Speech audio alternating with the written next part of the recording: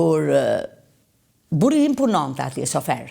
Atë ditë, kur kanë transferuar djalin e Mehmetçeut brapa Hoxhakut, burrin tim e ngarkuan, sepse kishte nga 2-3 makina, të marri rrobat e ladit dhe t'i çonte në shtëpinë me pra fabrikate, aty ku e quan për t'jetuar ladin. Bardha ishte lehon, Bardha e kishte emrin nusja ladit, ishte lehon.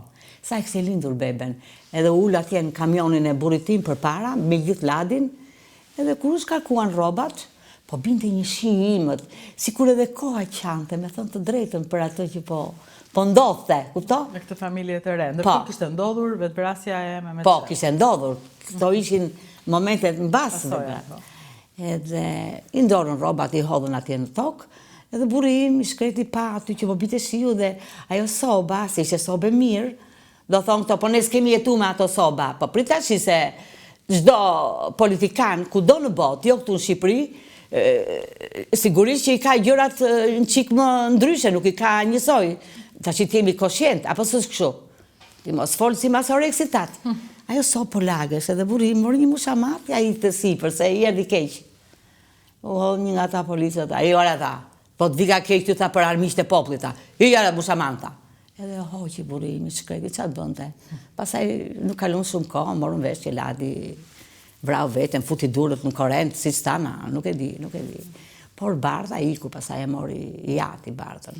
Tu kujtua kjo moment, pitem pas. Nuk kujtu. Pra, ndërkohë dëgjoj edhe gjëra tjera, çfarë thoshte bashorti, duke qenë se ai punonte në blog, dëgjoj gjëra, se më the që mbas 90-s ti ishe e para që lezoje rilindjen. Pra ajo kohë nuk të pëlqente.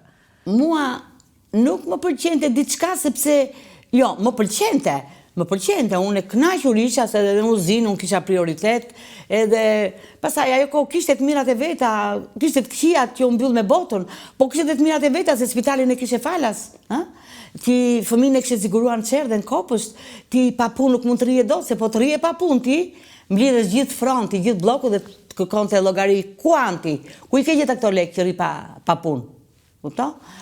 Im shoq ka shku dhe në Itali, ka shkel Italinë në vitet 80. Qa të regonte ai kur vinte nga Italia? Ai kur erdhi nga Italia, im shoq, kur e pyetsin shokët si ishte Italia, Osman? Po qa thunë, ne jena në vendin më të lumtur në botë, tha. Atje tha, unë kam parë ato lypsit ta në për trotuare, tha.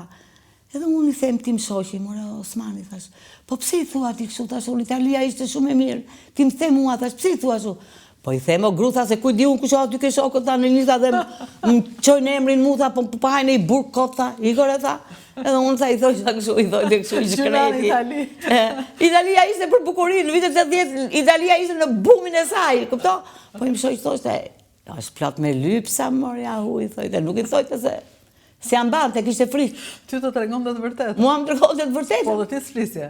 Ja, unë s'flisja, se do flisja unë, se qa isha unë që të flisja, unë s'flisja. Megjithatë kur vajte në Itali e kujtove burin? E kam kujtuar gjithmonë të shkretin, megjithse pasaj me kalimin e kohës, Italia pati një rënje dhe e ka rënjen ekonomike dhe sot, po si do që tjetë zonja Rudina, Italia mbetet Itali, si do që tjetë, apo së kështu tashi, flasim atë që është, por ditë të them vetëm këte, unë nuk them se do t'i jap në një medalje të artë Edi Ramës, po Edi Rama për mua është europian. Shqipëria është drejt Europës edhe ka tjetër mentalitet sot. Pse qa ka bërë Edi Rama? Edi Rama është më evropian. I ka dhënë më përparësi Shqipërisë dhe Shqipërinë e njeh bota sot.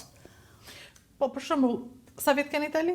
Unë kam 27 vjet në Itali. Do të thënë, para 27 vjetës, çfarë thoshin për Shqipërinë? Shqipërinë nuk e njihshin fare, po ta them unë në Torino. Bile shqiptarët, më fal për shprehjen, i kujtoheshin se ishin njerëz me bisht. Do të ta them troç? Nuk e njihshin Shqipërinë fare. Shko sot në Torino, edhe, Shqipëria sa e bukur. Rama na hoqi bishtin, do me thënë? Nëse na hoqi bishtin, po na bëri prezantimin në Europë, në botë. Unë vetëm atë, kur ka ardhë Macron, kanë ardhë ata që erdhën këtu, nuk e di çfarë u bë një samiti, po. Unë e kam në internet. Po kush e ka bërë atë përveç Edi Ramës, më thuaj ti mua. Çfarë të ndryshon kjo në jetën tënde? Ti vazhdon jeton në Itali, s'ka ardhur. Është krenari për mua, se unë prap jam shqiptare, pavarësisht se kam një pasaport italiane. Unë jam shqiptare. Do të them dhe një gjë tjetër, para një jave shkova klinika dentistave që kam ardhur. Shkova aty, e dija që shkonin italian, por italian, tha shkojnë nga jugu, me kështu. Aty kam gjetur komshien time që kemi dyrët ngjitur aty në Itali, në Torino. As ajo nuk e dinte që unë isha në Tiranë, as unë se dija që Mariza ishte në Tiranë. E bukur. Dhe kur shkoj unë e shikoj, ishte ardhur me gjithë dy motrat e veta. Muj Mariza, thash, po ti çdo këtu, i fola italisht, sigurisht. Bianca, më tha mu, se bardhës i thonë Bianca. Unë kam akar dentisti, po dhe unë, po si s'më them boj Bianca ti mu që do vje këtu? Po nuk do thash, as mendova që do shkoj në vend tjetër, se mos më theti mua. Pra shikoje, se sa e madhe është bota dhe sa e vogël është bota. Dhe kush e bëri këtë afrimitet? E bëri Edi Rama. Troç po ta them unë. Ai e bëri. Po ai e bëri sepse ai na prezantoi neve se kush është Shqipëria. Po më shqiptarët s'kan bërë ndonjë punë vetë gjithë këto vite, që kur rëzuan komunizmin deri tani s'kan bërë ndonjë gjë. Nuk e di, unë shikoj Shqipërinë, Shqipëria s'ka më as kombinate, as uzina, as gjë s'ka më. Shqipëria s'ka as tren nuk ka Shqipëria. Nuk bëhen me një lëvizje të dorës, gjithë këto gjëra që shkatruan. Ti mund ta shkatrosh për 5 minuta, por për të ndërtuar nuk ndërtohen më ato. Në vitet 90, në çfarë uzine punojnë atë kohë? Në uzinën në Enver, në uzinën në Enver. Uzina Enver u shkatrua.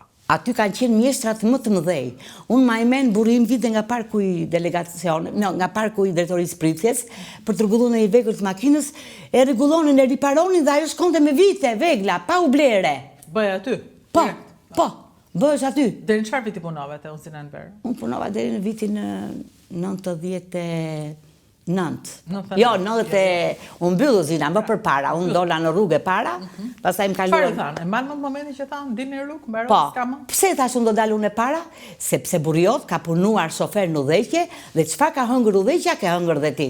Kështu thanë vërtet? Po, kështu më thanë. Më thanë ato sindikatës, po. Sindikata e uzinës, që u bën, që e shpadën vetën sindikat. Se në fillim nuk i pashun ato për sindikat, pastaj u bën.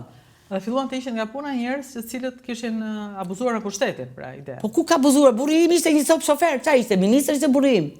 Pse ti ke ngrënë dhe ke pirë gjëra? Hanin të pini këtu gjëra. Po jo se hanim, nuk hanim, po shoferi ishte ky për shembull. Mund të merrte moll për ata, po i binte edhe 3 kokra moll në shtëpi nga ato që ishin të atij kualiteti.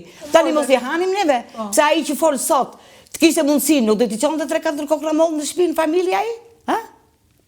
Unë habitem për shumë gjëra këtu. Për shumë gjëra habitem këtu në Shqipëri. Kështu që ti more me njëri natë, pastaj ndryshove qëndrim. E ndryshova qëndrim. Nga pritshmëria që kishe për... Po, e ndryshova. More i natë sepse të hoqën nga puna, dhe me personale. Më hoqën nga puna, jo vetëm për ato, po për shumë gjëra. Unë mbyllën uzinat, fabrikat, po do të tregoj për trenin se që kam parë unë në sy, trenin e fundit.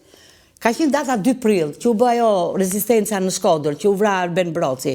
Ne nuk shkum për atë, por shkum se kishim një vaki, si thonë këto, tash i shqiptarët, ishte vdekur një kushuriri jonë në Shkodër, nga ana e babait tim, edhe po shkonim. Hypi në tren unë, treni kishte ngel vetëm skeletët, vetëm ato hekurat, pa xhama fare.